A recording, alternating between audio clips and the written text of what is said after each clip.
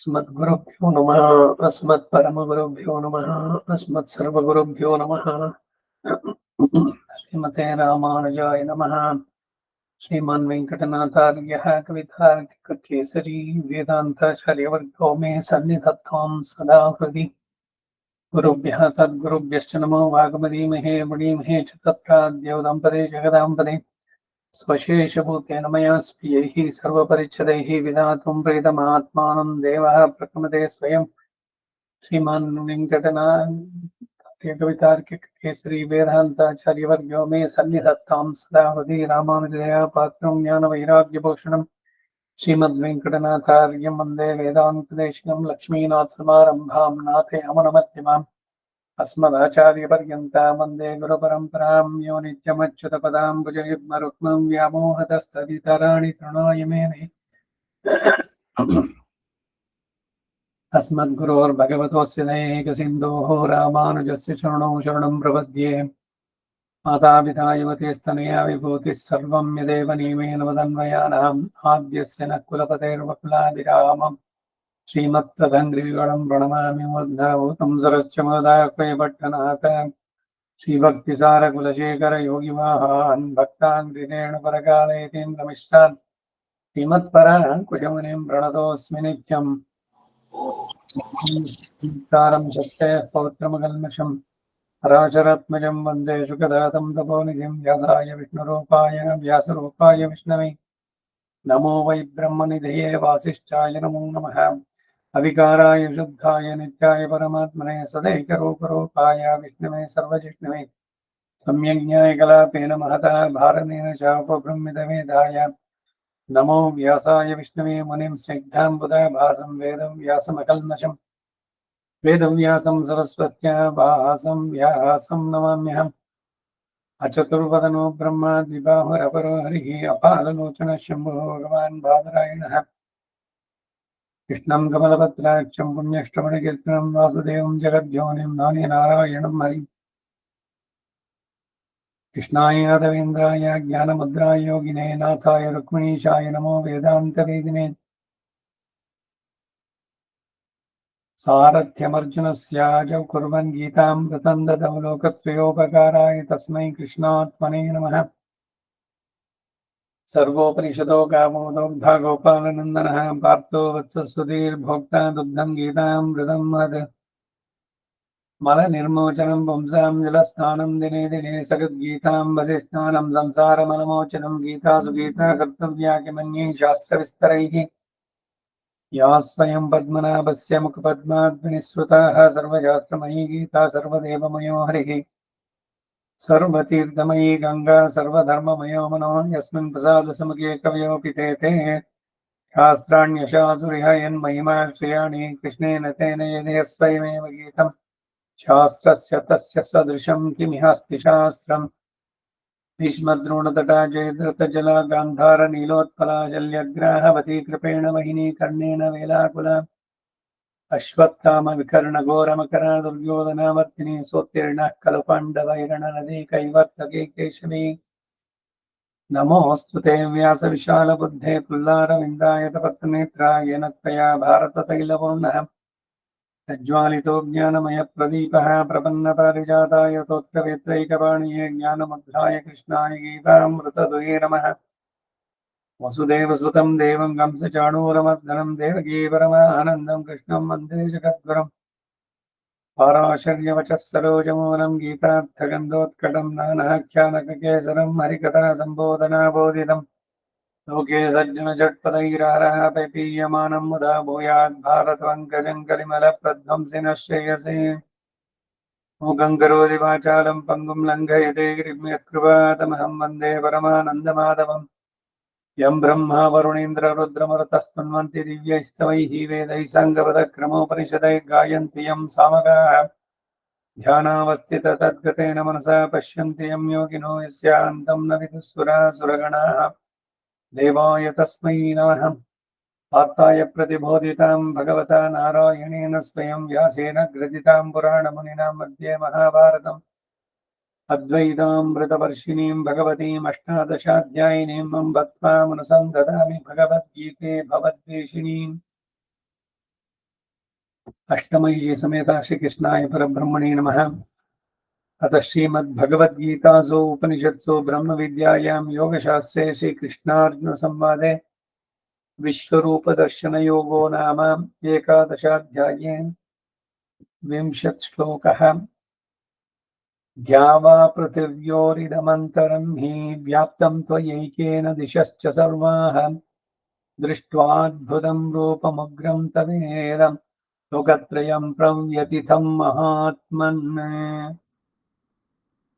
ಈ ಶ್ಲೋಕದ ಅರ್ಥವನ್ನು ನಿನ್ನೆ ದಿವಸ ನೋಡಿದ್ವಿ.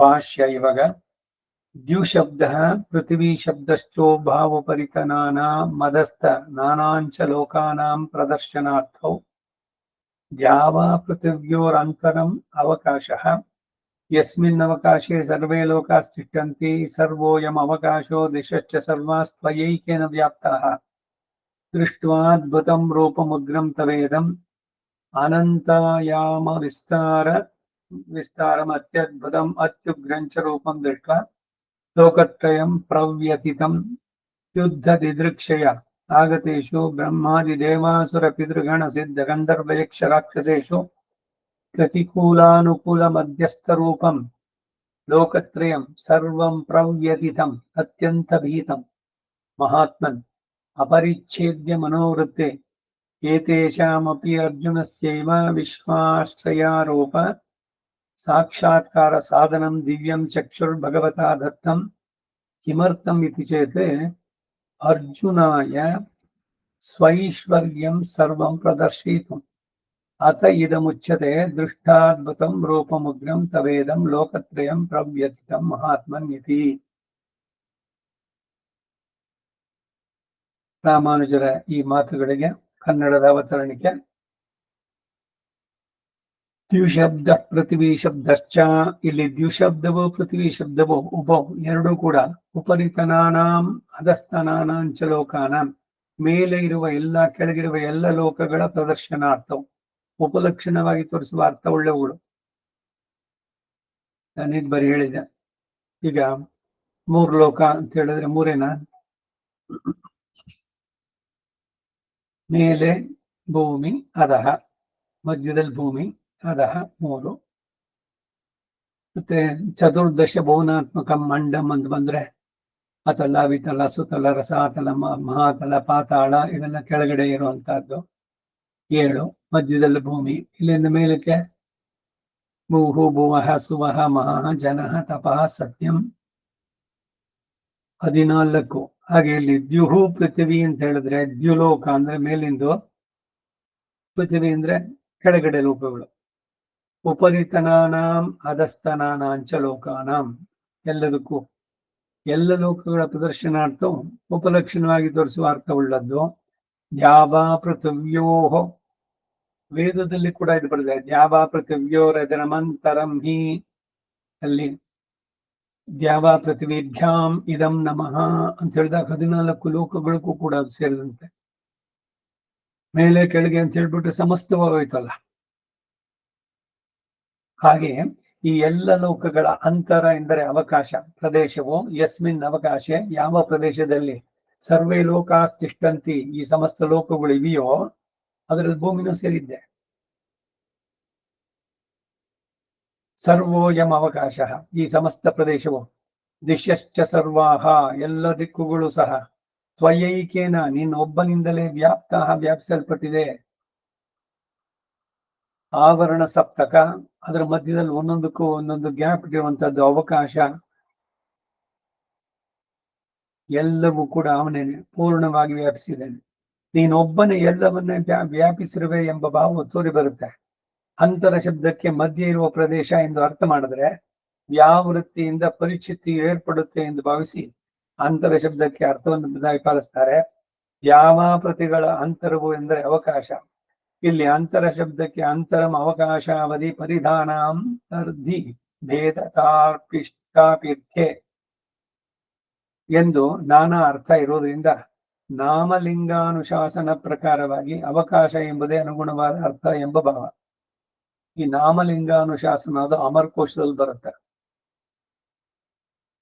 ಒಂದೊಂದು ಪದಕ್ಕೆ ಅನೇಕ ಸಮಾನಾಂತ ಪದಗಳು ಅರ್ಥಗಳು ಬರುವಂತದ್ದು.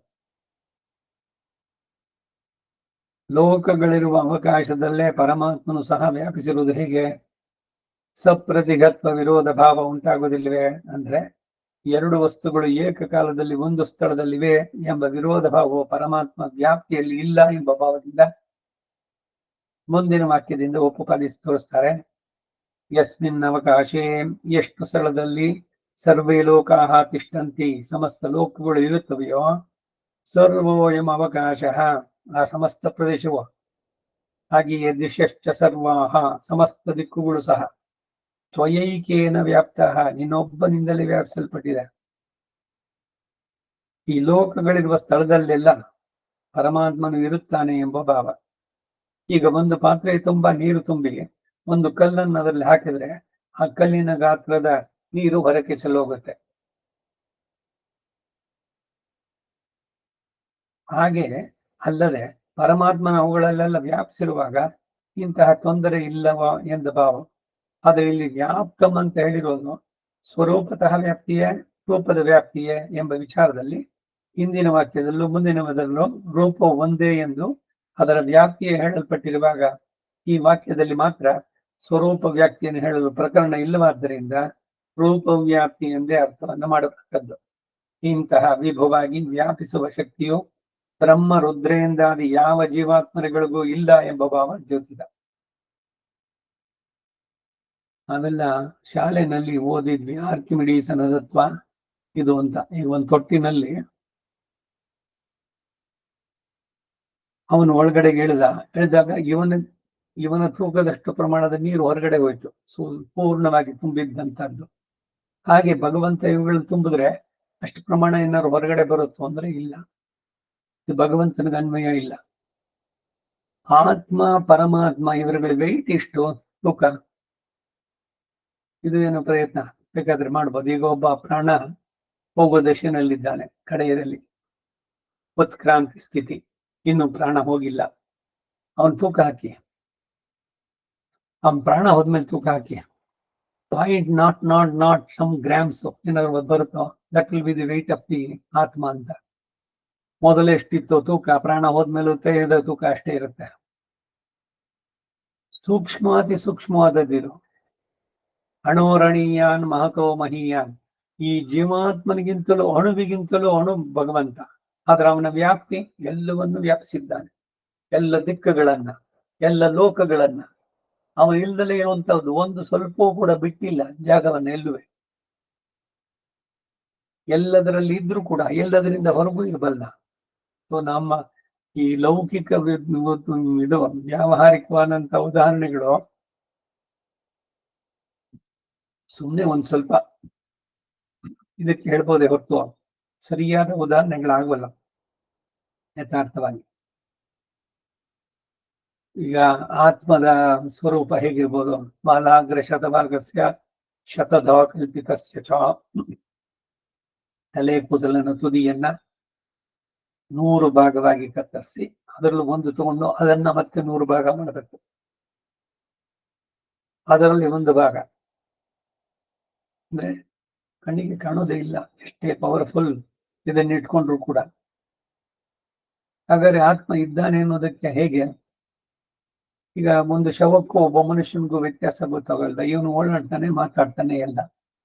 ಆ ಶರೀರದಲ್ಲಿ ಆ ಪ್ರಾಣ ಇಲ್ಲ, ಇವಾಗ ಆತ್ಮ ಇಲ್ಲ. ಸೊ ಆತ್ಮನ ಬಗ್ಗೆ ಪೂರ್ಣವಾಗಿ ತಿಳಿಬೇಕು ಅಂದ್ರೆ ಶ್ರುತಿಗಳಿಂದಲೇ ತಿಳಿಬೇಕು. ಭಗವಂತನ ಬಗ್ಗೆನೂ ಅಷ್ಟೇ. ಸಮಸ್ತ ಲೋಕಗಳು ಮಿಥ್ಯೆಯಲ್ಲ, ಇದು ಬರೀ ಸುಮ್ಮನೆ ಕಲ್ಪನೆ ಯಾರೋ ಮಾಡಿದ್ದು ಅಂತಲ್ಲ, ಎಲ್ಲವೂ ಸತ್ಯ.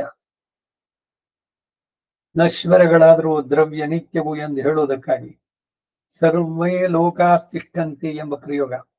ದೃಷ್ಟ್ವಾದ್ಭುತಂ ರೂಪ ಮುಗ್ರಂ ತವೇದಂ ಎಂಬಲ್ಲಿ ರೂಪವು ಅದ್ಭುತ ಹೇಗೆ ಎಂಬುದನ್ನು ಉಪಪಾದಿಸ್ತಾರೆ. ಅನಂತಾಯಾಮ್, ಈ ದಿವ್ಯ ಮಂಗಳ ವಿಗ್ರಹವು ಅನಂತವಾಗಿ ಉದ್ದ ಮತ್ತು ವಿಸ್ತಾರವುಳ್ಳಂತಹ ಮತ್ತು ಅತ್ಯದ್ಭುತಂ, ತುಂಬಾ ಅದ್ಭುತವಾಗಿ, ಉಗ್ರಂಚ ರೂಪಂ, ಕ್ರೂರವಾದ ರೂಪವನ್ನ ದೃಷ್ಟ ಕಂಡು ಲೋಕತ್ರಯವು ಪ್ರವ್ಯತಿತಂ ಅಂದರೆ ಅತ್ಯಂತ ಭೀತಂ, ಅತ್ಯಂತ ಭಯಪಟ್ಟಿತು ಎಂಬ ಭಾವ. ಯಾವುದೇ ಬಹಳ ಮಹಾನ್ ದೊಡ್ಡದಾಗಿರೋದು ಇದನ್ನೆಲ್ಲ ನೋಡಿದಾಗ ನಮ್ಗೆ ಅನ್ಸುತ್ತಲ್ವ, ಅದರ ಮುಂದೆ ನಾವು ನಮ್ಮ ರಕ್ಷಣೆ ಮತ್ತೊಂದು ಇದನ್ನ ನಮಗಿಂತ ಶಕ್ತಿಶಾಲಿಯಾದದ್ದು ಇದು ಬಂದಾಗ ಬರೀ ಅವನ ಸ್ವರೂಪ, ಅವನ ಸಂಕಲ್ಪಕ್ಕೆ ನಡುಗಿ ಚಂದ್ರ ಸೂರ್ಯರು ಎಲ್ಲ ದಿಕ್ಪಾಲಕರು ಭೀಷಾಸ್ಮಾದ್ ವಾತಃ ಪವತೆ, ಗಾಳಿ ಅವನ ಸಂಕಲ್ಪಕ್ಕೆ ಭಯಪಟ್ಟೆ ನಡುಗಿ ಚಲಿಸ್ತಾನೆ. ಎಲ್ಲವೂ ಕೂಡ ಈ ತ್ರಿಗುಣಾತ್ಮಕವಾದ ಜಗತ್ತಿನಲ್ಲಿ ಪ್ರತಿಯೊಂದು ಅವನ ಸಂಕಲ್ಪದಿಂದ ಅದಕ್ಕೆ ನಡುಗಿ ನಡುವಂಥದ್ದು. ಮೃತ್ಯುರ್ಧಾವತಿ ಪಂಚಮೈತಿ, ಸಾವಿಗೆ ಅಧಿಪತಿಯಾದ ಮೃತ್ಯು ಅವನು ಕೂಡ ನಡುಗುತ್ತಾನಂತೆ ಇವನ ಸಂಕಲ್ಪಕ್ಕೆ, ಇವನ ವಿರಾಟ್ ರೂಪದಲ್ಲಿ ಇದಗಳೆಲ್ಲ ಇದ್ದಾಗ. ಹಾಗಾಗಿ ಅತ್ಯಂತ ಭೀತಂ, ಇಲ್ಲಿ ಲೋಕತ್ರಯ ಎಂಬುದಕ್ಕೆ ಮೇಲಿನ ಲೋಕಗಳು, ಮಧ್ಯ ಲೋಕಗಳು, ಅದು ಲೋಕಗಳು ಎಲ್ಲವೂ ಸೇರ್ತು. ಅದೇ 14 ಬಂದಂಗೆ 3 ಲೋಕ ಅಂತ ಹೇಳಿದ್ರೆ 14 ಕೂಡ. ದ್ಯಾವ ಪೃಥಿವ್ಯೋರಂತರಂ ಎಂಬುದರಿಂದ ತೋರಿ ಬಂದು ಕೂಡ ಪ್ರವ್ಯತಿತಂ ಎಂಬುದರಿಂದ ಪ್ರಾಣಿ ವರ್ಗವೇ ಹೇಳಬೇಕಾದದ್ದು ಅವಶ್ಯಕವಾದ್ದರಿಂದ ಆ ಅರ್ಥ ಕೊಡುವುದಿಲ್ಲ. ಆದ್ದರಿಂದ ಲೋಕತ್ರಯ ಶಬ್ದಕ್ಕೆ ಅರ್ಥವನ್ನು ಹೇಳ್ತಾರೆ. ಯುದ್ಧ ದಿದೃಕ್ಷಯ, ಈ ಮಹತ್ತಾದ ಘೋರ ಯುದ್ಧವನ್ನು ನೋಡಬೇಕು ಎಂಬ ಆಶೆಯಿಂದ ಆಗತೇಶು ಬಂದಂತಹ ಬ್ರಹ್ಮಾದಿ ದೇವಾಸುರ ಪಿತೃಗಣ ಸಿದ್ಧ ಗಂಧರ್ವ ಯಕ್ಷ ರಾಕ್ಷಸೇಶು, ಇವರುಗಳಲ್ಲಿ ಪ್ರತಿಕೂಲ ಅನುಕೂಲ ಮಧ್ಯಸ್ಥ ರೂಪಂ ಲೋಕತ್ರಯಂ ಸರ್ವಂ. ಯುದ್ಧ ಬೇಡ ಅನ್ನೋರು, ಯುದ್ಧಕ್ಕೆ ಅನುಕೂಲಕರವಾಗಿರುವವರು, ಎರಡು ಇಲ್ಲದೆ ತಟಸ್ಥರಾಗಿರುವಂತವರು, ಪ್ರತಿಕೂಲ ಅನುಕೂಲ ಮತ್ತು ಮಧ್ಯಸ್ಥ, ಹೀಗೆ ಎಲ್ಲ ವಿಧದ ಸರ್ವ ಜನರು ಕೂಡ ಪ್ರವ್ಯತಿತಂ ಅಂದ್ರೆ ಅತ್ಯಂತ ಭಯಪಟ್ಟಿದ್ದಾರೆ. ಈ ಲೋಕತ್ರಯ ಶಬ್ದಕ್ಕೆ 3 ವಿಧ ಚೇತನರಾದ ಬದ್ಧ ಮುಕ್ತ ನಿತ್ಯರು ಎಂಬ ಅನುಕೂಲ ಪ್ರತಿಕೂಲ ಉದಾಸೀನ ಎಂಬ 3 ವಿಧ ಅರ್ಥಗಳನ್ನು ಹೇಳ್ಬಹುದು. ಮೊದಲಿನ ಅರ್ಥಗಳೆರಡೂ ಕೂಡುವುದಿಲ್ಲ. ರೂಪವನ್ನು ತೋರಿಸಿದ್ದು ಇಲ್ಲಿ ಆದ್ದರಿಂದ ಇತರ ರೂಪಗಳೆಲ್ಲವರಿಗೆ ಇದು ಅನ್ವಯಿಸುವುದಿಲ್ಲ. ಮುಕ್ತರಿಗೂ ನಿತ್ಯರಿಗೂ ಸರ್ವಜ್ಞತೆ ಇರೋದ್ರಿಂದ ಎಲ್ಲೆಲ್ಲಿ ಏನ್ ನಡೆಯುತ್ತೋ ಅದೆಲ್ಲವೂ ವೇದ್ಯವಾಗಿ ಅವರಿಗೆ ವ್ಯಥೆ ಇಲ್ಲ. ಎಲ್ಲವದ್ದರೂ ಆ ರೂಪವನ್ನು ನೋಡಲಿಲ್ಲವಾದ್ದರಿಂದ ಆ ಅರ್ಥವೂ ಕೊಡೋದಿಲ್ಲ. ಬದ್ಧ ನಿತ್ಯ ಮುಕ್ತ ಇವರಿಗೆ ಅನ್ವಯ ಅಂತ ಎಲ್ಲಾ ರೀತಿ ಏನೇನೋ ಎಲ್ಲ ಅರ್ಥಗಳು ಅವರವರಿಗೆ ತೋರಿದಂತೆ ಹೇಳ್ತಾರಲ್ಲ, ಅದು ಯಾವುದು ಸರಿಯಾಗುವುದಿಲ್ಲ ಅಂತಾರೆ, ಅಸಂಬದ್ಧವಾಗುತ್ತೆ. ಯಾಕೆಂದ್ರೆ ಯುದ್ಧ ನಡೀತಾ ಇರೋದು ಕುರುಕ್ಷೇತ್ರದಲ್ಲಿ, ಕೃಷ್ಣ ಇದ್ದಿದ್ದಲ್ಲಿ, ಅರ್ಜುನ ಅಲ್ಲಿ 2 ಸೇನೆಗಳ ಮಧ್ಯದಲ್ಲಿ ನಿಂತಾಗ ಅಲ್ಲಿ ಇವನು ಗೀತೋಪದೇಶವನ್ನ ನೀಡಿದ್ದು. ಅರ್ಜುನ ಕೇಳಿದ, ನಿನ್ನ ಇಷ್ಟೆಲ್ಲ ವಿಭೂತಿ ಯೋಗದಲ್ಲಿ ತಿಳಿಸಿದ್ದಲ್ಲ 10ನೇ ಅಧ್ಯಾಯದಲ್ಲಿ, ನಿನ್ನನ್ನು ನಾನು ನೋಡ್ಬೋದೆ, ನನಗೆ ಆ ಯೋಗ್ಯತೆ ಇದ್ರೆ ಅಂತ ಕೇಳದ. ನೋಡು ನೀನು, ಆದ್ರೆ ನಿನ್ನ ಸಾಮಾನ್ಯವಾದ ಚಕ್ಷಸ್ಸಿನಿಂದ ನೋಡೋಕ್ಕಾಗಲ್ಲ, ನಿನಗೆ ದಿವ್ಯ ದೃಷ್ಟಿಯನ್ನು ಕೊಡ್ತೀನಿ ಅಂತ ಹೇಳಿ ಕೊಟ್ಟಿದ್ದು. ಸೊ ಆ ಸಂದರ್ಭ, ಪರಿಸರ ಮತ್ತೆ ಅದಕ್ಕೊಂದಕ್ಕೆ ಸಂಬಂಧ ಇರಬೇಕು, ಅಸಂಬದ್ಧವಾಗಬಾರ್ದು. ದೃಷ್ಟ್ವಾದ್ಭುತಂ ರೂಪಂ ಲೋಕತ್ರಯಂ ಪ್ರವ್ಯತಿತಂ ಅನ್ನೋದ್ರಿಂದ ಯುದ್ಧವನ್ನು ನೋಡುವುದಕ್ಕಾಗಿ ಬಂದವರಲ್ಲೇ ಲೋಕತ್ರಯವಾದ್ದರಿಂದ ಈ 3ನೇ ಅರ್ಥವನ್ನು ಹೇಳ್ಬೇಕು ವಿನಃ ಅನ್ಯತಾ ಅಲ್ಲ. ಆದ್ದರಿಂದ ಯತಿವರ್ಗ್ಯರು ಹಾಗೆ ವ್ಯಾಖ್ಯಾನ ಮಾಡಿರ್ತಾರೆ. ಹೇ ಮಹಾತ್ಮನ್ ಅಂದರೆ ಅಪರಿಚ್ಛೇದ್ಯ ಮನೋವೃತ್ತೆ, ಪರಿಚ್ಛಿತಿ ಇಲ್ಲದ ಮನೋವ್ಯಾಪಾರವುಳ್ಳವನೇ, ಅಂದರೆ ನಿನ್ನ ಸಂಕಲ್ಪವನ್ನು ಅರಿಯುವವರು ಯಾರಿದ್ದಾರೆ ಎಂಬ ಭಾವ. ಭಗವಂತನ ಸಂಕಲ್ಪ ಯಾರ್ಯಾರು ಗೊತ್ತಾಗುತ್ತೆ? ಎಲ್ಲ ದೇವಚಿತ್ತ, ದೈವ ಸಂಕಲ್ಪ, ಏನಾಗುತ್ತೋ ಮುಂದಕ್ಕೆ ಹೀಗೆ ಅಂದ್ರೆ ಎಲ್ಲ ಭಗವಂತನ ಸಂಕಲ್ಪ. ಇದು ಯಥಾರ್ಥವಾಗಿ ಹೇಳುವಂತಹದ್ದು. ಅವನು ಮನಸ್ಸು ಮಾಡಿದ್ರೆ ಏನ್ ಬೇಕಾದ್ರೂ ಮಾಡಬಲ್ಲ. ಅಘಟಿತ ಘಟನಾ ಸಾಮರ್ಥ್ಯ, ಮಾಡದೇ ಇರುವಂತಹದ್ದನ್ನು ನಡೆಸ್ಬಿಡ್ತಾನೆ. ನಡೆಸುತ್ತೆ ಅನ್ನೋದು ನಡೆಯದೇ ಇರಬಹುದು. ಅಘಟಿತವನ್ನೇ ಸುಘಟಿತ ಗೈವೆ, ರಾಮ ರಾಮ, ಸುಘಟಿತವನ್ನೇ ಅಘಟಿತ ಗೈವೆ. ಎಲ್ಲ ಸಿದ್ಧವಾಗ್ಬಿಟ್ಟಿದೆ ರಾಮಾಯಣದ ಇದರಲ್ಲಿ. ರಾಮನಿಗೆ ಪಟ್ಟಾಭಿಷೇಕ ಅಂತ, ಯುವರಾಜ ಪಟ್ಟಾಭಿಷೇಕಕ್ಕೆ ಎಲ್ಲ ನದಿ ಸಮುದ್ರದ ಪುಣ್ಯ ನದಿಗಳ ತೀರ್ಥ ಎಲ್ಲ ಕಳಶಗಳು ಎಲ್ಲದಲ್ಲಿ ಇದೆ. ನೀನು ಆರಂಭವಾಗ್ಬೇಕು, ಆಗ್ಲಿಲ್ಲ. ಹಾಗೆ ಕರ್ಣ ಸರ್ಪಾಸ್ತ್ರವನ್ನು ಬಿಟ್ಬಿಟ್ಟಿದ್ದಾನೆ, ಅದನ್ನ ನೀನ್ ಯಾರು ತಡೆಯೋಕ್ಕಾಗಲ್ಲ. ಆ ಸರ್ಪಕ್ಕೂ ಇವನ ಮೇಲೆ ಕೋಪ. ಹಣ ಹೋಯ್ತೇನೆ ಅರ್ಜುನಂದು. ಯಾವ್ದಾಗಲ್ವೋ ಆಗ್ಬೇಕು ಅಂತಿದ್ರೆ ಅವನ ಸಂಕಲ್ಪ ಇದ್ರೆ ಅದು ಆಗದೇ ಇರಬಹುದು. ಅದ ಆಗದೇ ಇರುವುದನ್ನ ಭಗವಂತ ಬೇಕಾದ್ರೆ ಅದನ್ನ ಮಾಡಬಲ್ಲ. ಅದಕ್ಕೆ ಅವನಿಗೆ ಅಘಟಿತ ಘಟನಾ ಸಾಮರ್ಥ್ಯ ಇರುವನು ಅಂತ ಹೇಳುವಂತದ್ದು. ಅವನ ಸಂಕಲ್ಪವನ್ನು ತಿಳಿದವರು ಯಾರು? ಅಲ್ಲಿ ಸಂಧಿಗೆ ಸರ್ವ ಪ್ರಯತ್ನ ಏನು? ಪಾಂಡವರ ದೂತನಾಗಿ ಹೋಗಿ ಅವರಿಗೆ ಕೇವಲ 5 ಗ್ರಾಮನಾರು ಕೂಡಯ್ಯ ನೆಮ್ಮದಿಯಾಗಿ ಅವರು ಇರ್ತಾರೆ, ನಿನ್ ಪಡೆದ್ ನೀನು ಇಡೀ ರಾಜ್ಯ ಮಾಡ್ಕೋ ಅಂತ. ಇಲ್ಲಿ ಯುದ್ಧಕ್ಕೆ ಸರ್ವ ಪ್ರೋತ್ಸಾಹ ಏನು? ನೀನು ಕ್ಷತ್ರಿಯನಿಗೆ ಯುದ್ಧ ಧರ್ಮಯುದ್ಧ, ಧರ್ಮಕ್ಕಾಗಿ ಹೋರಾಡುವಂತಹದ್ದು, ಅದು ಅವನಿಗೆ ವಿಧಿಯಾಗಿ ಬಂದಿರೋದು. ಅದನ್ನು ಬಿಟ್ಬಿಟ್ಟು ಬೇಡ ಅವರೇ ಯುದ್ಧ ಮಾಡ್ಲಿ, ನಾವು ಹೋಗ್ಬಿಡ್ತೀವಿ ಕಾಡಿಗೆ, ಇಲ್ಲ ಅವರೇ ಬೇಕಾದ್ರೆ ನಮ್ಮನ್ನು ಕೊಂದ್ಬಿಡ್ಲಿ ಅಂದ್ರೆ ಆ ಅಪಕೀರ್ತಿಗಿಂತ ಇನ್ ದೊಡ್ಡ ಸಾವ್ಬೇಕೇನು? ಇಡೀ ಲೋಕದಲ್ಲೇ ಅರ್ಜುನ ಅವನಂತಹ ತಿಲ್ಲುಗಾರ ಮತ್ತೊಬ್ಬನಿಲ್ಲ ಅನ್ನೋ ತರ ಎಲ್ಲ ಮಾಡಿ ಅವನಿಗೆ ಈ ರೀತಿ ಹೆಸರು ಬಂದ್ರೆ, ಯುದ್ಧಕ್ಕೆ ಬಂದ, ನಿಂತ್ಕೊಂಡ, ನೋಡ್ದ ಎಲ್ಲ ಸೈನ್ಯನ ನೋಡ್ಬಿಟ್ಟು ಹೆದರ್ಬಿಟ್ಟು ಓಡೋಗ್ಬಿಟ್ಟ ಅಂತ ಉತ್ತರನ್ ಪೌರುಷ ಅಂತ ಒಂದು ಹೇಳ್ತಾರೋ ಇಲ್ವಾ? ಎಲ್ಲ ಈ ಇಂದಿಗೂ ಕೂಡ ನೆನೆಸ್ಕೊಡೋದು ಆ ರಥ ಆಗತ್ತೆ. ಹಾಗೆ ಇಲ್ಲಿ ಯುದ್ಧಕ್ಕೆ ಪ್ರೋತ್ಸಾಹ, ಅಲ್ಲಿ ಹೋಗಿ ಪಾಂಡವರ ದೂತನಾಗಿ ಯುದ್ಧ ಬೇಡ ನಿಲ್ಸೋಣ ಅಂತ ಪ್ರಯತ್ನ ಮಾಡಿದ್ವಿ. ಆದ್ದರಿಂದ ನಿನ್ನ ಮನಸ್ಸಿನ ಆಳವನ್ನು ತಿಳಿಯಲು ಯಾರಿಗೂ ಸಾಧ್ಯವಿಲ್ಲದವನೇ ಅನ್ನುವಂತ ಭಾವ, ಇದು ಸರಿಯಾದ ಅರ್ಥ. ಹಾಗೆಯೇ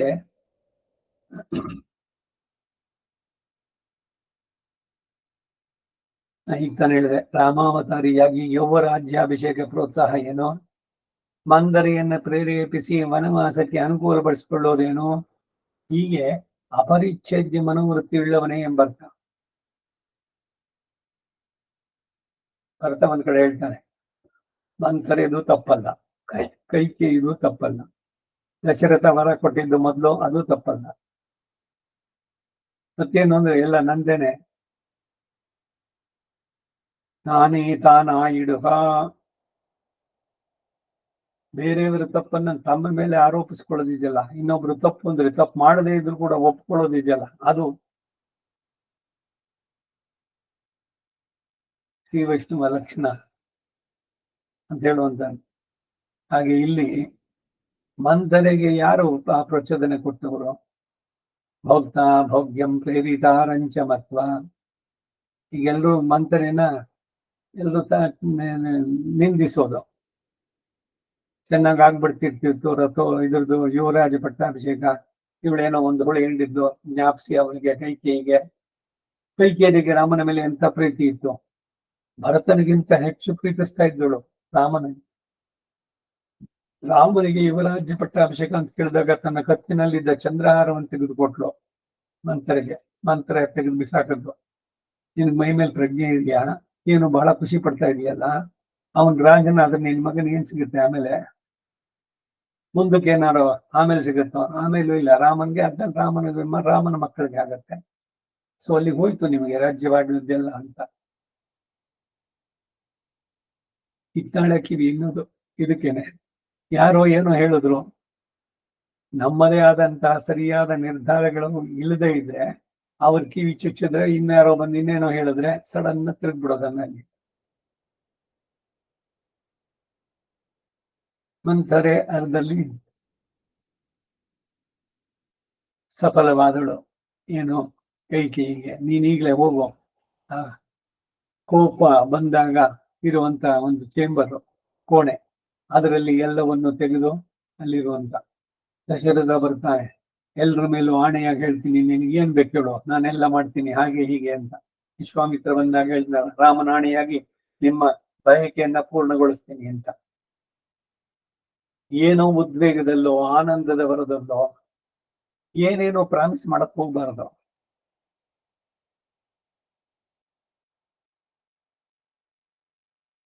ಇಲ್ಲಿ ಯಾರದ್ದು ತಪ್ಪಿಲ್ಲ, ಭಗವಂತನೇನೆ ಮಾಡಿದ್ದನ್ನ.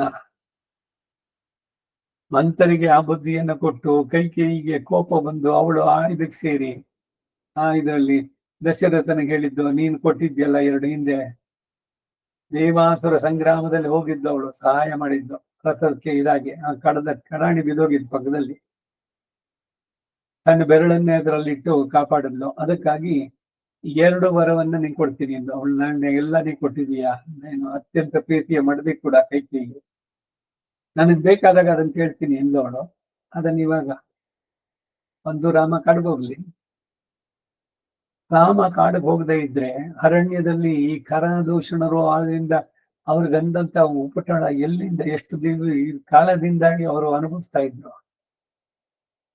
ಹೋಗ್ಬೇಕಾಗಿತ್ತು ಅವನು. ಪಟ್ಟಾಭಿಷೇಕ ಮಾಡ್ಕೊಂಡು ಆಗ್ತಿತ್ತ, ರಾವಣನ ಸಂಹಾರ ಆಗ್ತಿತ್ತ. ಅದರಿಂದ ಎಲ್ಲವೂ ಕೂಡ ಭಗವಂತನ ನಿಯಮದಿಂದ. ಈ ಎಲ್ಲ ಕಥೆಗಳನ್ನ ಕೇಳಿದಾಗ ಏನ್ ಅನ್ನಿಸ್ಬೇಕು ಅಂದ್ರೆ, ಜೀವನದಲ್ಲಿ ಬರೋ ಘಟನೆಗಳು ಪ್ರತಿಯೊಂದು ಕೂಡ ಒಳ್ಳೇದಕ್ಕೇನೆ.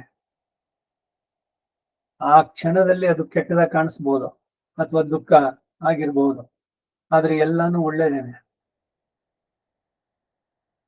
ಎಲ್ಲವನ್ನೂ ನಡೆಸೋನವನೇ. ಈ ಅರಿವು ಸದಾ ಇದ್ದರೆ ಏನಕ್ಕೂ ಕೂಡ ಯಾರನ್ನೂ ನಿಂದಿಸೋದಿಲ್ಲ.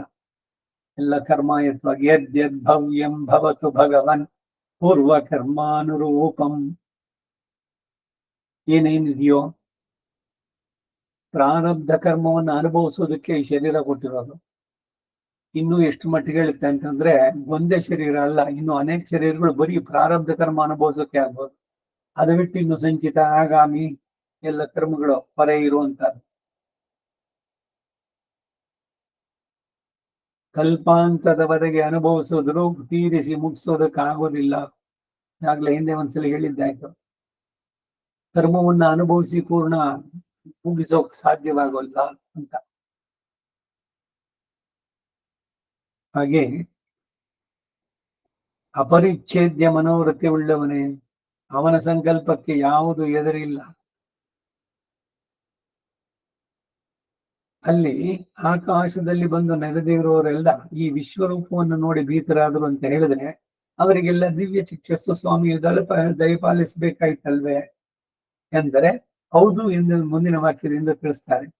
ಏತೇಷಾಮಪಿ, ಈ ಬ್ರಹ್ಮಾದಿ ದೇವಾಸುರಾದಿಗಳೆಲ್ಲ ಕೂಡ ಅರ್ಜುನ ಸೇವ, ಅರ್ಜುನನಿಗೆ ಹೇಗೋ ಹಾಗೆ ವಿಶ್ವಾಶ್ರಯ ರೂಪ ಸಾಕ್ಷಾತ್ಕಾರ ಸಾಧನಂ, ಸರ್ವೇಶ್ವರನಾದ ತಾನು ಸಮಸ್ತ ವಿಶ್ವಕ್ಕೂ ಆಶ್ರಯ ಎಂಬುದನ್ನ ಸಾಕ್ಷಾತ್ಕರಿಸುವುದಕ್ಕೆ ಸಾಧನವಾದಂತಹ ದಿವ್ಯಂ ಚಕ್ಷು, ಅಪ್ರಾಕೃತ ಚಕ್ಷಸ್ಸು ಅಥವಾ ತೇಜೋರೂಪವಾಗಿರುವ ಜ್ಞಾನ ಚಕ್ಷಸ್ಸು ಭಗವತಾ ದತ್ತಂ, ಭಗವಂತನಿಂದ ಕೊಡಲ್ಪಟ್ಟಿತು ಎಂದರೆ ಹಾಗೆ ನಾವು ಅಭಿಪ್ರಾಯ ಪಡತಕ್ಕದ್ದಾಗಿದೆ ಎಂದು ತಾತ್ಪರ್ಯ.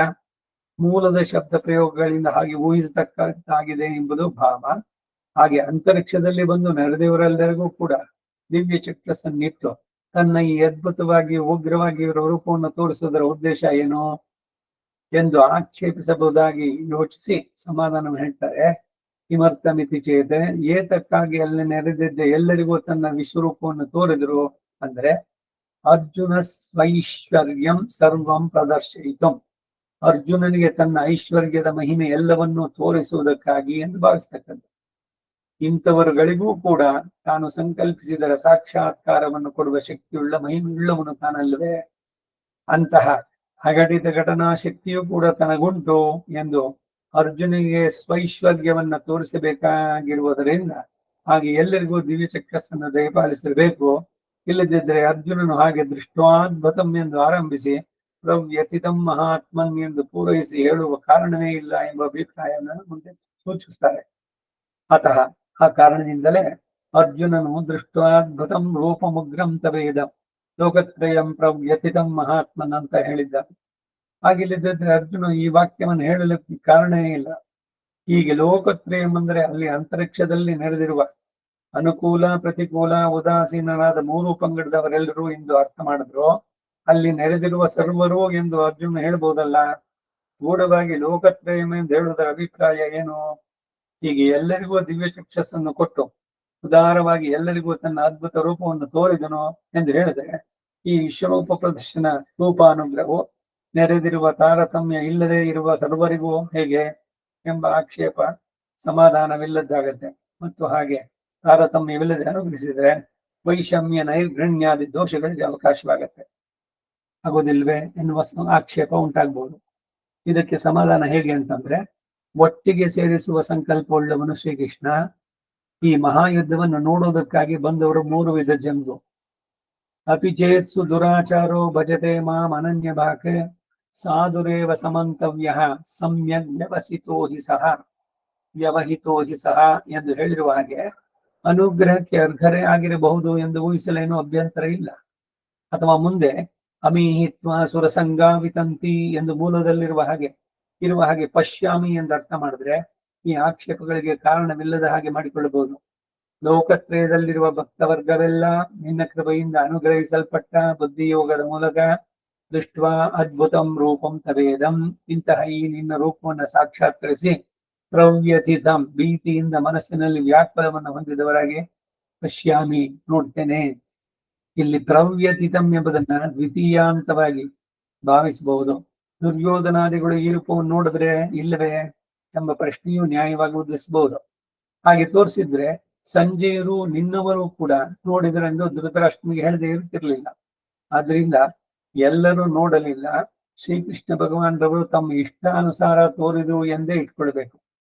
ದುರ್ಯೋಧನ, ಭೀಷ್ಮ, ದ್ರೋಣಾದಿಗಳಿಗೆ ಈ ವಿಶ್ವರೂಪವನ್ನು ತೋರಲಿಲ್ಲ ಎಂದು ಶ್ಲೋಕದಲ್ಲಿ 26-27 ವ್ಯಕ್ತ. ವಿಶ್ವರೂಪಕ್ಕೆ ಹೊರಗೆ ಇದ್ದು ನೋಡಿದವರು ದೇವತೆಗಳು, ಸಿದ್ಧರು, ಮಹರ್ಷಿಗಳು ಮೊದಲಾದವರು. ಮತ್ತು ಅರ್ಜುನನು ಹೀಗೆ ಹೇಳಲು ಪ್ರಮಾಣ ಏನು ಅಂದ್ರೆ, 23ನೇ ಶ್ಲೋಕದಲ್ಲಿ ದೃಷ್ಟ್ವಾ ಲೋಕಾಹ ಪ್ರವ್ಯಥಿತಾಸ್ತತಾಹಂ ಅಂದು, 22ನೇ ಶ್ಲೋಕದಲ್ಲಿ ರುದ್ರಾದಿತ್ಯಾಹ ಎಂದು ಆರಂಭಿಸಿ ಸಿದ್ಧ ಸಂಗಾಹ ವೀಕ್ಷಂತೆ ತ್ವಾಂ ವಿಸ್ಮಿತಾಶ್ಚೈವ ಸರ್ವೇ ಎಂದು ವ್ಯಕ್ತವಾಗಿ ಹೇಳಲ್ಪಟ್ಟಿದೆ. ವಿಶ್ವರೂಪ ದರ್ಶನವನ್ನ ಅರ್ಜುನ ಒಬ್ಬನೇ ನೋಡದ್ನ, ಬೇರೆಯವರು ನೋಡಿದ್ರು? ಎಲ್ಲರೂ ತಮ್ಮ ಚರ್ಮದ ಕಣ್ಣಿನಿಂದ ನೋಡಕ್ಕಂತೂ ಸಾಧ್ಯ ಇಲ್ಲ. ಆ ದಿವ್ಯ ದೃಷ್ಟಿಯ ದಿವ್ಯಂ ದದಾಮಿ ತೇ ಚಕ್ಷುಹು ಪಶ್ಯಮಿ ಯೋಗಮೈಶ್ವರಂ ಅಂತ ಅಂದ್ಬಿಟ್ಟು ಅರ್ಜುನನಿಗೆ ಹೇಳಿ ನಿನಗೆ ಆ ದೃಷ್ಟಿಯನ್ನು ಕೊಟ್ಟಿದ್ದೇನೆ ಅಂದ. ಅದರ ಮುಂದಿನ ಶ್ಲೋಕದಲ್ಲಿ ದೇವಲೋಕದಲ್ಲಿ ನೆರೆದಂತ ದೇವತೆಗಳು ಕೂಡ ಅದನ್ನ ನೋಡಿದ್ರು ಅನ್ನೋ ಮಾತನ್ನು ಹೇಳ್ತಾ ಇದ್ವಿ. ರುದ್ರಾದಿತ್ಯಾಹ, ವಸು ರುದ್ರಾದಿತ್ಯ ಇವರೆಲ್ಲ 33 ಕೋಟಿ ದೇವತೆಗಳು. ಯಾರು ಭಗವಂತನಲ್ಲಿ ಶರಣಾಗಿದ್ರೋ ಅಂತವರಿಗೆ ಬೇರೆ ಎಲ್ಲರಿಗೂ ಕಾಣಿಸ್ಲಿಲ್ಲ. ವಿಸ್ಮಿತಾಶ್ಚೈವ ಸರ್ವೇಹೇ ಅಂತ ವ್ಯಕ್ತವಾಗಿ ಹೇಳಿದರು.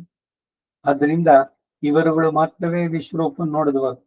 ಧಾರ್ತರ ರಾಷ್ಟ್ರಾದಿಗಳಾದರೂ ವಿಶ್ವರೂಪದ ಒಳಗೆ ಸೇರಿರುವ ಹಾಗೆ ಪ್ರದರ್ಶಿಸಲ್ಪಟ್ಟವರು. ಆದ್ದರಿಂದ ದುರ್ಯೋಧನಾದಿಗಳಿಗೆ ಈ ವಿಶ್ವರೂಪ ದೃಶ್ಯ ಇಲ್ಲ ಅನ್ನೋದನ್ನ ಭಾವಿಸಬೇಕು. ಅದೂ ಅಲ್ಲದೆ ಮುಂದೆ ನಾಶವಾಗುವವರಿಗೆ ನಾಶ ಉಂಟು ಎಂದು ಹೇಳುವುದು ಅಸಂಗತ ವಿಷಯವೇ. ಆದ್ದರಿಂದ ದುರ್ಯೋಧನಾದಿಗಳಿಗೆ ವಿಶ್ವರೂಪ ದರ್ಶನ ಅನುಗ್ರಹ ಇಲ್ಲ. ಭಗವದ್ ವಿರೋಧಿಗಳು ಯಾರಿದ್ರೋ ಅವ್ರು ಯಾರಿಗೂ ಇಲ್ಲ. ಅವನ ಕಡೆ ಇದ್ದವ್ರಿಗೆ ಅಷ್ಟು ಜನಕ್ಕಿಲ್ಲ. ದುರ್ಯೋಧನ ಜೊತೆಗೆ ಸೇರಿದವರೆಲ್ಲ ಧರ್ಮದ ಜೊತೆಗಿದ್ರು. ಇದೆಲ್ಲ ಸೇಮ್ ಹಿಂದೆ ಹೇಳಿದ್ನಲ್ಲ, ಅದೇ ನಾಯಮಾತ್ಮ ಪ್ರವಚನೇನ ಲಭ್ಯ ನ ಮೇದೆಯ ನ ಬಹುದಾಶ್ರುತೇನ ಇಮೇ ವೈಶ್ಯವೃಣತೆ ತೇನ ಲಭ್ಯ. ಉಪನಿಷತ್ತಿನ ಮಾತಿಗೆ ಈ ಆತ್ಮ ಪರಮಾತ್ಮ ಪ್ರವಚನೇನ ಲಭ್ಯ ಏನೋ ಚೆನ್ನಾಗಿ ಪ್ರವಚನ ಹೇಳ್ತಾರೆ. ಭಗವಂತ ಸಿಗ್ಬಿಟ್ನ ನಾ ಬಹುದಾಶ್ರುತೇನ, ಅಯ್ಯೋ ಎಷ್ಟೋ ವರ್ಷಗಳಿಂದ ಕೇಳ್ತಾ ಇದ್ವಿ, ಬರೀ ಅದೇ ಕೆಲಸ, ಇನ್ನೇನಿಲ್ಲ, ಒಂದಾದ್ಮೇಲೆ ಒಂದು ಭಗವಂತ ಸಿಕ್ಕದ್ನೋ. ನ ಮೇದೆಯ ನ ಬಹುದಾಶ್ರುತೇನ, ಬುದ್ಧಿಶಕ್ತಿ ಇದೆ, ಚೆನ್ನಾಗಿದೆ, ಸಂಸ್ಕೃತ ಜ್ಞಾನ ಇದೆ, ನಾನೇ ಎಲ್ಲ ಅರ್ಥ ಹೇಳ್ತೀನಿ, ಅವನು ಸಿಕ್ಕಿದ್ನೋ? ಯಾರಿಗೂ ಸಿಗ್ಲಿಲ್ಲ. ಯಮೇ ವೈಶ್ಯವೃಣತೆ ತೇನ ಲಭ್ಯ. ಯಾರನ್ನ ಅವನು ಆರಿಸ್ಕೊಂಡೋ ಅವ್ರಿಗೆ ಮಾತ್ರ ಅವನು ಲಭ್ಯ. ಹಾಗೆ ಇಲ್ಲಿ ಯಾರಿಗೆ ಅವನು ತೋರಿಸ್ಬೇಕು ಅಂತ ಮನಸ್ಸು ಮಾಡದ್ನೋ ಅಂತವ್ರಿಗೆ ಮಾತ್ರ. ಯಾಕೆ ಅಂತವ್ರಿಗೆ ಮಾತ್ರ ಮಾಡ್ದ, ಬೇರೆಯವ್ರಿಗೆ ಮಾಡ್ಲಿಲ್ಲ ಅಂದ್ರೆ? ಈ ಕೆಲವ್ರಿಗೆ ಮಾಡ್ಬಿಟ್ಟು ಕೆಲವ್ರಿಗೆ ಬಿಟ್ರೆ ಅವನನ್ನ ಪಾರ್ಷಿಯಲ್ ಅಂತ ಹೇಳಲ್ವೇ? ವೈಷಮ್ಯ ನೈರ್ಘಣ್ಯಾದಿ ದೋಷಗಳು ಬರುತ್ತೆ ಭಗವಂತನಿಗೆ. ಅದು ಯಾವುದು ಇಲ್ಲದವನು ಅಂತ ಬ್ರಹ್ಮಸೂತ್ರದಲ್ಲಿ ಇದೆ. ಇದೊಂದು ಸೂತ್ರನೇ ಹಾಕಿದ್ದಾರೆ. ಭಗವಂತನಿಗೆ ಯಾರ ಬಗ್ಗೆ ವೈಷಮ್ಯವೂ ಇಲ್ಲ, ನೈರ್ಘಣ್ಯವೂ ಇಲ್ಲ. ನಮೇ ಪ್ರಿಯ ನಮೇ ದ್ವೇಷೋಸ್ತಿ ನ ಪ್ರಿಯ ಅಂತ ಹೇಳ್ತಾನೆ. ನನಗೆ ದ್ವೇಷಗಳು ಇಲ್ಲ, ಪ್ರಿಯರೂ ಇಲ್ಲ. ಆದ್ರೆ ನನ್ನನ್ನ ಯಾರು ಆಶ್ರಯಿಸ್ತಾರೋ ಅಂತವರನ್ನ ನಾನು ಮನ್ನಿಸ್ತೇನೆ. ಸರಿ ತಾನಿದು? ಲೌಕಿಕಕ್ಕೂ ಸರಿ, ವೈದಿಕಕ್ಕೂ ಸರಿ. ಲೌಕಿಕವಾಗೂ ಈಗ ನೀವು ಯಾರೋ ರಸ್ತೆನಲ್ಲಿ ಜನ ಹೋಗ್ತಿದ್ದಾರೆ, ಯಾರೋ ನಿಮ್ಮನ್ನ ಗುರುತಿಸಿ ಮಾತಾಡಿಸ್ತಾರೆ, ನೀವು ಪ್ರತ್ಯೇಕ ಮಾತಾಡ್ತೀರಿ. ಎಲ್ರು ಮಾತಾಡ್ಬೇಕಾಗಿತ್ತ ನಿಮ್ಮ ಹತ್ರ? ನೀವು ಆರಿಸ್ಕೊಂಡವ್ರು ಅಂದ್ರೆ ಅವ್ರು ನಿಮ್ಮನ್ನ ಆರಿಸ್ಕೊಂಡ್ರು, ನೀವು ಅವ್ರನ್ನ ಆರಿಸ್ಕೊಂಡು ಮಾತಾಡಿದ್ರಿ. ಒಂದೊಂದ್ಸಲಿ ಗೊತ್ತಿರೋರು ಏನು ಗೊತ್ತಿಲ್ಲದಂತೆ ಮುಖ ತಿರ್ಸ್ಕೊಂಡು ಹೋಗ್ತಾರೆ. ಅವಾಗ ಏನ್ ಮಾಡ್ತೀವಿ? ಹೋಗಿ ಬಲವಂತವಾಗಿ ಅವ್ರನ್ನ, ಏನು ಆ ಕಡೆ ಹೋಗ್ತಾ ಇದ್ದೀರಿ ಅಂತ ಕೇಳ್ತೀರೇನು? ಈ ತಿರಿಯಲ್ಲಾಗುತ್ತೋ ಇಲ್ವಾ? ಹಾಗೆ ಭಗವಂತ ಯಾರಿಗೆ ಅಂದ್ರೆ ತನ್ನಲ್ಲಿ ಯಾರು ಶರಣಾಗಿದ್ದಾರೆ ಅಂತವರಿಗೆ ತೋರಿಸಿದ ಅನ್ನೋದು ಸಮನ್ವಯವಾಗತ್ತೆ. ಮುಂದಿನ ಶ್ಲೋಕ. ಅಮೀಹಿತ್ವಾ ಸುರಸಂಗ ವಿಶಂತಿ ಕೇಚಿದ್ ಭೀತಾಃ ಪ್ರಾಂಜಲಯೋ ಗೃಣಂತಿ ಸ್ವಸ್ತೀತ್ಯುಕ್ತ ಮಹರ್ಷಿ ಸಿದ್ಧ ಸಂಗಾಃ ಸ್ತುವಂತಿ ತ್ವಾಂ ಸ್ತುತಿಭಿಃ ಪುಷ್ಕಲಾಭಿಃ. 21ನೇ ಶ್ಲೋಕ. ಮುಂದಿನ 2 ಶ್ಲೋಕಗಳಿಂದಲೂ ಇನ್ನು ತಾನು ಏನನ್ನು ನೋಡುತ್ತೇನೆ ಎಂಬುದನ್ನು ಕೂಡ ಪುನಃ ಅರ್ಜುನನು ಅರಿಕೆ ಮಾಡಿಕೊಳ್ತಾನೆ. ಇಲ್ಲಿ ನೋಡುತ್ತಿದ್ದವರ ಅವಸ್ಥೆ ಹೇಗಿತ್ತು ಎಂದು ಹೇಳುವ ಪ್ರಕರಣವಾಗಿ ತೋರುತ್ತೆ. ಹೀಗೆ ಭಾವಿಸಿದ್ರೆ ಈ ನೋಡುತ್ತಿದ್ದವರು ವಿಶ್ವರೂಪದಲ್ಲಿ ಅಂತರ್ಗತರಲ್ಲ ಎಂದು ಹೇಳಿದಂತಾಗತ್ತೆ.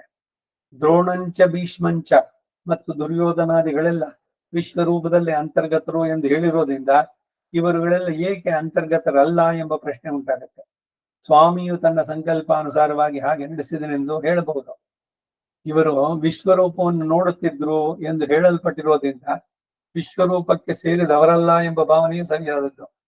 ಹೇಗೆ ಎಂದರೆ, ಸೃಷ್ಟಿಯ ಕ್ರಮವನ್ನ ನಿತ್ಯರು ಮುಕ್ತರು ನೋಡ್ತಾ ಇದ್ದರು.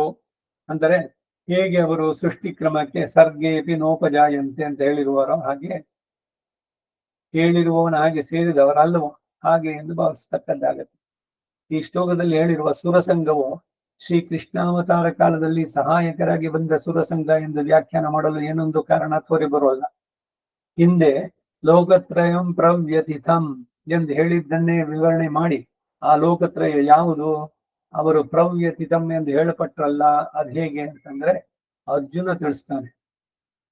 ಅಮಿ ಈ ಹಿಂದೆ, ಈ ಅಂದರೆ ಈಗ ನಾನು ನೋಡ್ತಿರುವ ಸುರಸಂಗ ದೇವತೆಗಳ ಸಮೂಹ, ತ್ವಾ ನಿನ್ನನ್ನು ವಿಶಂತಿ ಶರಣ ಹೊಂದುತ್ತಿದ್ದಾರಷ್ಟೇ. ಕೇಚಿತ್ ಅವರಲ್ಲೇ ಕೆಲವರು ಭೀತಾಹ ಭಯಪಟ್ಟವರಾಗಿ. ಭಯ ಏನು ಅಂದ್ರೆ ಸರ್ವೇಶ್ವರನು ಇಂತಹ ಅದ್ಭುತ ವಿಶ್ವರೂಪವನ್ನು ಏಕೆ ಧರಿಸಿದ ಎಂಬ ಭೀತಿ. ಪ್ರಾಂಜಲಯ ಬದ್ಧಾಂಜಲಿ ಪುಟರಾಗಿ ತ್ವಾಂ ನಿನ್ನನ್ನ ಗೃಣಂಜಲಿ ಸ್ವೀಕರಿಸ್ತಾರೆ. ಅಂದ್ರೆ ನಿನಗೆ ಅಂಜಲಿ ಮಾಡಿಕೊಂಡು ನಮಸ್ಕಾರ ಮಾಡ್ಕೊಂಡು ನಿಂತಿದ್ದಾರೆ. ಇಂತಹ ಪರಮ ಆಶ್ಚರ್ಯ ಅದ್ಭುತವಾಗಿಯೋ ಈ ರೂಪ ಏಕೆ ಉಂಟಾಯಿತು ಎಂದು ಭೀತರಾಗಿ ಸ್ವಸ್ತಿ ಇತ್ಯುಕ್ತ ಈ ಲೋಕಕ್ಕೆಲ್ಲ ಮಂಗಳ ಉಂಟಾಗಲಿ ಅಂತ ಹೇಳಿ ಮಹರ್ಷಿ ಸಿದ್ಧ ಸಂಗಾಹ ಯುದ್ಧವನ್ನು ನೋಡೋದಕ್ಕಾಗಿ ನಡೆದಿದ್ದ ಮಹರ್ಷಿಗಳು ಮತ್ತು ಸಿದ್ಧರ ಸಮೂಹಕ್ಕೆ ಸೇರಿದವರು ಪುಷ್ಕಲಾಭಿಸ್ತುತಿ ಯಥೇಚ್ಛಗಳಾದ ಸ್ತೋತ್ರಗಳಿಂದ ಸ್ತುವಂತಿ ಸ್ತೋತ್ರ ಮಾಡ್ತಾರೆ. ಇದನ್ನೆಲ್ಲ ನೋಡುತ್ತಿದ್ದೇನೆ ಎಂಬ ಭಾವ ಈ ಎಂಬ ಶಬ್ದವನ್ನ ಎಲ್ಲಾ ಕ್ರಿಯಾಪದಗಳಿಗೂ ಸೇರಿಸ್ತಕ್ಕದ್ದು. ಈ ಶಬ್ದದಿಂದ ಇವೆಲ್ಲ ನಿನ್ಗೆ ವೇದ್ಯವಾದ ವಿಷಯಗಳಷ್ಟೇ ಎಂದು ಭಾವ. ಏನಾಯ್ತು ಅಂದ್ರೆ ಒಂದು ಕಡೆ ಬಾಯಿನಲ್ಲಿ ಅವನ ಬಾಯಿನಲ್ಲಿ ಭೀಷ್ಮ ದ್ರೋಣ ಎಲ್ರೂ ಬಾಯಿನಲ್ಲಿ ಒಳಗಡೆ ಹೋದನು. ಇನ್ನೊಂದು ಕಡೆಯಿಂದ ಎಲ್ಲವೂ ಸೃಷ್ಟಿ ಹೋಗ್ತಾ ಇದೆ. ವಿರಾಟ್ ಸ್ವರೂಪದ್ದು ವಿಶ್ವರೂಪ ದರ್ಶನದಲ್ಲಿ ಅರ್ಜುನ ಕಂಡದ್ದು. ಈ ಜಾಗದಲ್ಲಿ ನಿಲ್ಸ್ಕೊಂಡಿರೋಣ, ಮತ್ತೆ ಮುಂದಿನ ವಾರ ಮುಂದುವರ್ಸೋಣ. ಭಾಷ್ಯ.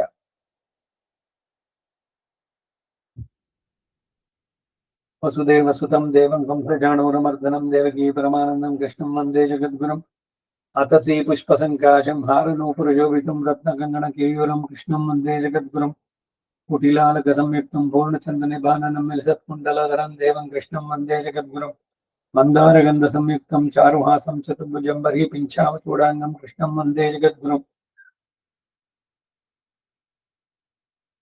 उत्कुल्ल पद्मत्राक्षं नीलजीमुतनिभं यादवानां शिरोरत्नं कृष्णं वन्दे जगद्गुरुं रुक्मिणी केळि संयुक्तं पीताम्बरसुशोभितम् आवाप्तप्रसीगन्धं कृष्णं वन्दे जगद्गुरुं गोपिकानां कुजद्वन्द्वं कुङ्कुमाङ्कितवक्षसं श्रीनिकेतं महेश्वासं कृष्णं वन्दे जगद्गुरुं श्रीवत्साङ्कं महोरस्कं वनमालाविराजितं शङ्खचक्रधरं देवं कृष्णं वन्दे जगद्गुरुं कृष्णाष्टकमिदं पुण्यं प्रातरुत्थाय पठेत कोटिजन्मगतं पापं स्मरणेन विनश्यति कवितार्किक सिंहाय कल्याण गुणशालिने श्रीमते वेंकटेशाय वेदांत गुरवे नमः। वादिद्विपशिरो भंग पंचान्न पराक्रमः श्रीमान् वेंकटनाथार्यश्चिरं विजयतां भुवि श्रीमते निगमान्त महादेशिकाय नमः। सर्वं श्री वासुदेवार्पणमस्तु।